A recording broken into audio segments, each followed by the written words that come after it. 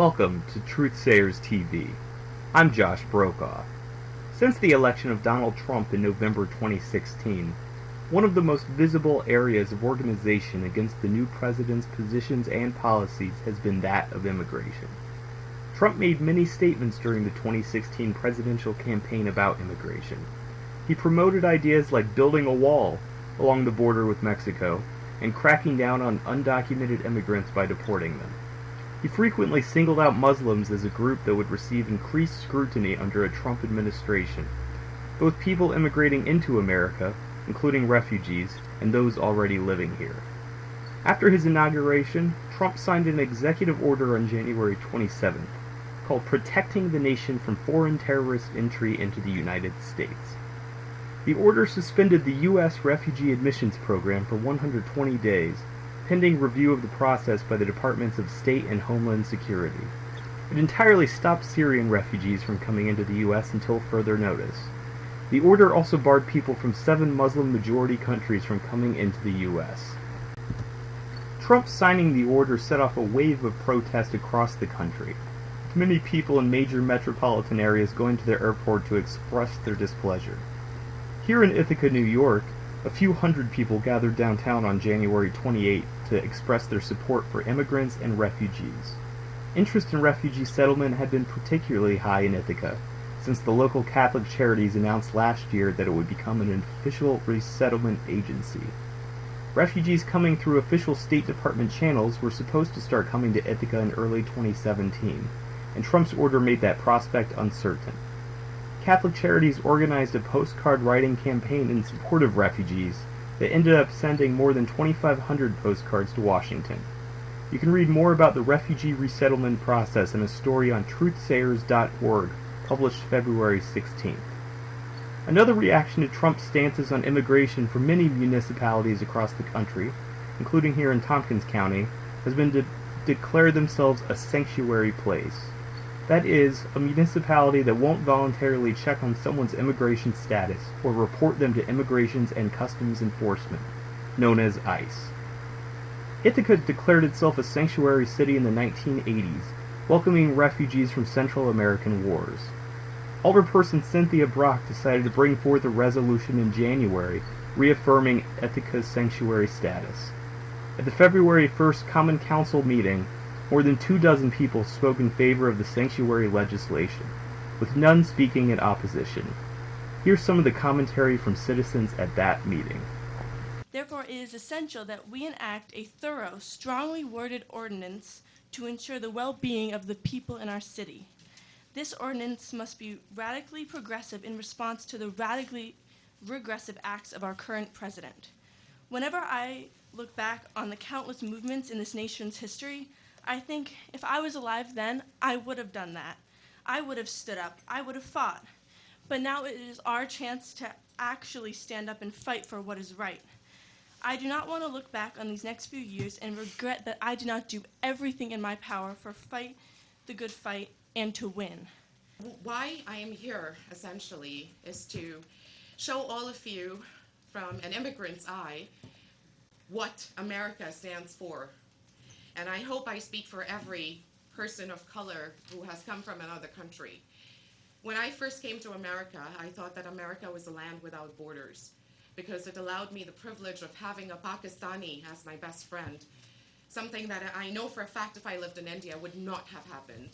It allowed me to have a wonderful Scottish, half-French husband and a beautiful daughter from him. I cannot say anything more than the fact that Ithaca is truly, truly the land of the free and home of the brave for me, because Ithaca represents America for me. So please, I would request Savante and the council members to please continue on with the good fight and please pass this resolution, because you guys provide us a home. That is a big deal. I'm going to get lost in data or complicated immigration history because I only have 3 minutes and I'm going to talk hella fast. But I'll share common sense from an informed citizen. Undocumented people in the United States do not take citizens' jobs. This is a historical fact and a current reality. Please Google the Mexican Repatriation Act, the Bracero Program, and yes, Operation Wetback. Undocumented people labor without any real protections of law, from minimum wage, lawful rest periods, overtime, and other protections that citizen workers have come to expect. From the dairy products and produce we consume, the restaurant meals we enjoy, to the construction of our homes, we've come to rely on undocumented labor because they make it affordable and because of a gross system of exploitation. I'll gladly welcome anyone to pick crop, work a dairy, a restaurant kitchen, or a construction crew for informal wages if they feel that this work has somehow been taken from them. We are a nation of indigenous natives, immigrants, the religiously persecuted, and the descendants of slaves. In light of our history as a nation and our founding, we should never turn others away who wish to create a life for themselves in a new land. We would not be a nation if our borders were closed. This ordinance is a good thing, and I hope that you vote in favor of it without changing it. That's all I have to say. Thank you. So a good friend of mine today raised a question with me, Ray Crabe, about the conversation we may need to enter into as a society in Ithaca, that what if we do this, other places that become sanctuary cities do this, and the administration in power doesn't give a damn and comes in, and we need to really resist, and resolutions are nice, but we need to be thinking about that. There's 2 additional executive orders on Donald Trump's desk, which he may sign, which kind of shows that this is just going to continue and affect more and more people.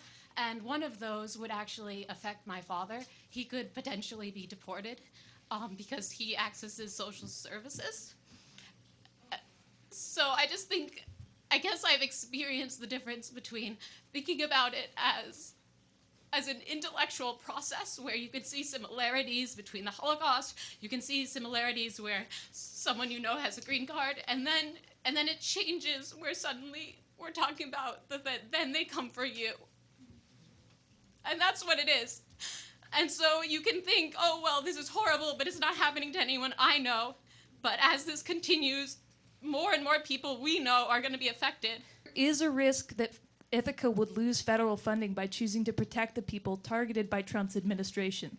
But there's a certainty that assisting the federal government in targeting and terrorizing marginalized communities is morally unacceptable. Fascism is a game we should resolutely refuse to play.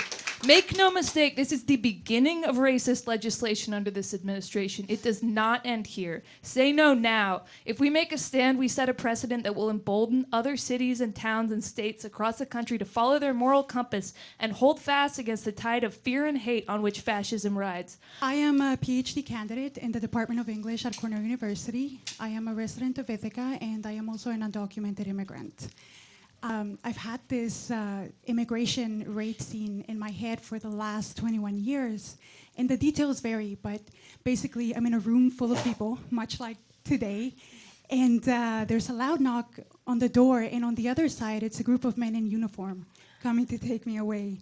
And sometimes the scene turns into an action sequence, and I get up and I run past them, and everybody's confused and impressed by how quickly I move. And then other times I remain seated and I watch them come in and tell everyone that I'm in the country illegally, and then take me away in handcuffs. And in the past few months, these daydream nightmares have felt more like premonitions than a manifestation of years of being criminalized by the state. All of us are being fed lies about immigrants, documented and undocumented, about people of Islamic faith, people of color, so many others.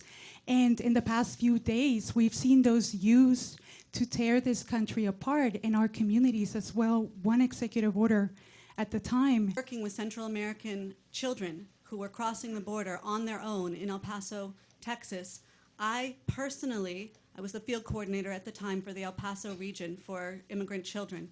I was threatened by Border Patrol with harboring a fugitive when I refused to give them the whereabouts of an undocumented mother who had come to pick up her children. This is not new. What's happening is not new in border communities. What's happening is not new in Black and brown communities. But now everywhere is the border. Under Trump, everywhere is the border. Everywhere is the reservation, and we need to resist wherever we can.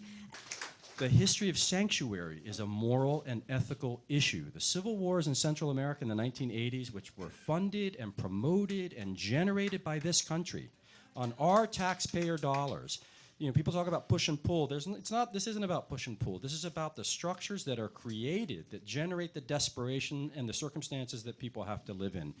The civil wars in Central America generated a sanctuary movement in this country in response to the Reagan administration's own lawbreaking by denying due process to people fleeing violence generated by our own government in El Salvador, Honduras, and Guatemala. The administration, I want to emphasize this, was the lawbreaker. People resisted the breaking of those laws on moral and ethical grounds, and they paid a terrible price. In Ithaca have been happy years. Years of professional, personal, and family fulfillment. I want my Spanish, English, and Spanglish-speaking son and daughter, and all sons and daughters in Ithaca to live happy lives, free of fear and personal threats. I want to be proud of Ithaca. Make us all, no matter where we are from, no matter our legal status, no matter the language we speak, no matter our sexual orientation, make us all proud to call ourselves Ithacans. Make Ithaca a sanctuary for all. Pass a strong sanctuary resolution. Gracias. The other side of it is, I don't know if you've all read the executive order, but I have. And in the executive order, it says that they will investigate and publicize all foreign-born nationals that have come from a majority Muslim country. That means me, as a citizen, could at any point be deported from a country that I have chosen and I've become a part of, and my family is here, my work is here, my husband is here, and the idea that we could be separated despite having done nothing wrong, I don't even have a speeding ticket, is scary. And I want to live in a town where I don't have to worry about the police reporting me because of my nationality, despite the fact that I'm here legally. Whereas on January 27th of 2017, President Donald Trump signed an executive order that suspended the settlement of refugees in the United States for 120 days, thereby needlessly stranding a number of refugee families that nearly completed the already extensive refugee vetting process and intended to relocate to Ithaca in the coming months. Whereas in the face of Donald Trump's presidency, the city of Ithaca remains committed to maintaining its core values and dedication to refugee and immigrant communities. Now, therefore, I would like to ask for a motion on the ordinance to amend Chapter 215 of the City of Ithaca Municipal Code entitled Human Rights to add Article 6 entitled Sanctuary City. Moved by Cynthia Brock, seconded by Stephen Smith. There are an average of 35.5 fewer crimes committed per 10,000 people in sanctuary counties compared to non-sanctuary counties. Median household income is on average $4,300 higher in sanctuary counties compared to non-sanctuary counties. Poverty is 2.3% lower on average. Unemployment is 1.1% lower on average. And sanctuary jurisdictions with the smallest population see the most pronounced effects. If we choose to to strengthen, we are a sanctuary city, but we choose to strengthen our status as one, we are in good company. Albany, Bayshore, Brentwood, Central Islip, Farmingville, New York City, Riverhead, Rochester, Spring Valley, Uniondale, and Westbury, New York are sanctuary cities. And New York County's Bronx, Franklin, Kings, Nassau, Onondaga, Queens, Rensselaer, Richmond, Saratoga, St. Louis, Suffolk, and Wayne have declared themselves sanctuary counties. And then I did some research, and I found the 1985 resolution. And when I read it, I found it so powerful. It made a very clear statement that, except as provided by law, no city employee, department head, common council person, city committee member, or anyone in law enforcement, while acting as an agent of the city, would take any action contrary to the safety and welfare of refugees and undertake any action that may result in arrest or deportation by INS. That was in 1985. And I thought that was so incredibly powerful. And I replicated that language in the resolution I brought forward. I said, well, it had already been passed by council. All I'm asking is for council to turn around and implement that in a policy so that we can make sure that every city employee, every law enforcement official would clearly understand what that meant and would behave accordingly. And by enacting that policy, we would send a clear message out into the community that interacting with city staff would be safe, and they would get the protections and services of everyone in the city. Common Council voted unanimously for the sanctuary city legislation. Tompkins County legislator Anna Kellis decided to push a similar bill at the county level. On February 12th at the First Presbyterian Church of Ithaca, Kellis and attorney Kathleen Bergen held a presentation to give information about the sanctuary provision and supply people in favor of it arguments they could use with friends and neighbors. Here's Bergen and Kellis at that meeting. When we write a resolution, we then send it to the other counties, and we try to get it to go viral, as it were. If many counties do the same thing, then that is a huge statement to the states, and likewise a huge statement to the federal government. The idea and the hope is that we will have created language, we will have done the work for other counties, because it was a huge amount of work on my part, huge amount of work on Kathy's part, to get up to speed as quickly as possible. We give it for free. We can give it to other counties and say, take it, adopt it, which was the same thing that Attorney General Schneiderman did with his roadmap. One of the determinations that law enforcement officials have made is that it's better for everybody, from a law enforcement perspective, to not inquire about somebody's immigration status. Because if people living in our community fear that they're going to be asked about their immigration status when they call the police for help, then they're not going to call the police for help. That's not a determination I'm making. I'm not a local law enforcement expert. This is pretty much a universal determination made by law enforcement officials across the country who support sanctuary. We cannot, in our resolution, prohibit our local law enforcement from engaging or participating or volunteering to participate with ICE. So that is something very specific, and there's a section of immigration law, and it's section 1373, that does not allow for that. But what we are saying is, if we are establishing that they're not collecting the information, then when they do participate, that is not information that they will have. If there are already grants in place from the federal government, those grants are contracts. Any contract that has already been signed cannot be changed. So any funding that we're already working with, if it doesn't have stipulated in it that it can only be used if we comply with federal immigration law policies and voluntarily agree to participate with law enforcement, federal immigration law enforcement. If it doesn't say that, it can't be added in post hoc. So that's one thing that's really important.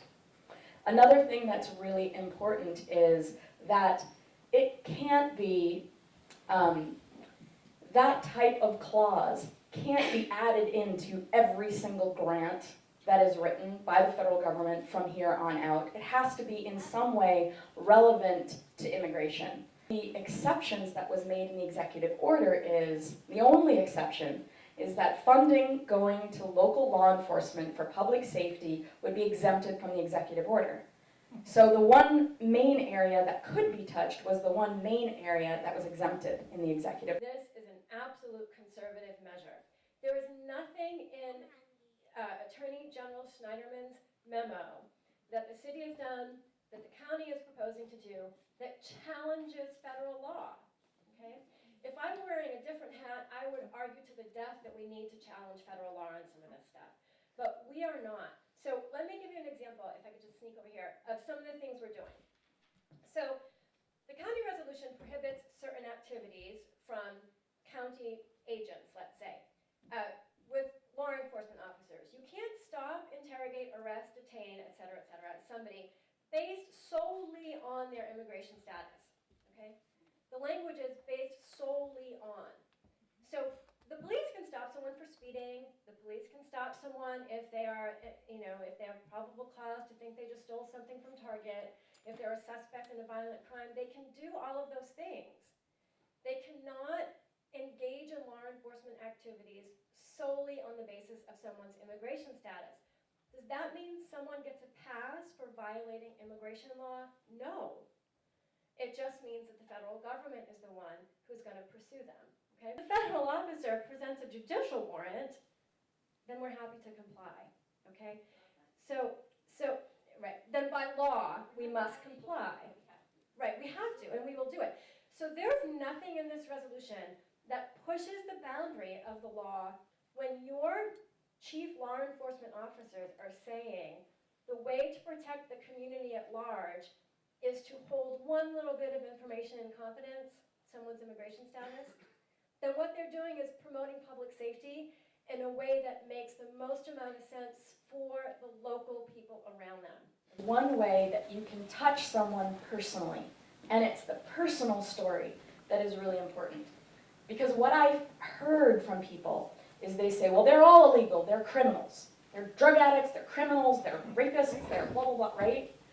And changing that story, what I have found, because it is profound misinformation, right, that has been exaggerated or it has been manipulated, right, these ideas that we have in our head, 45% of people who are here as undocumented came here legally, came here documented, 45% of them right off the bat. Right? And maybe it ran out, or they stayed in some context or another, lost the job that they had their visa for, and they stayed. That already changes the story. Before taking the bill to committee on February 17th, Kellis changed the name to call it a Public Safety for All bill, hoping to avoid the political divisiveness of the term sanctuary. Lansing legislator Mike Sigler, a Republican, did speak out against the bill.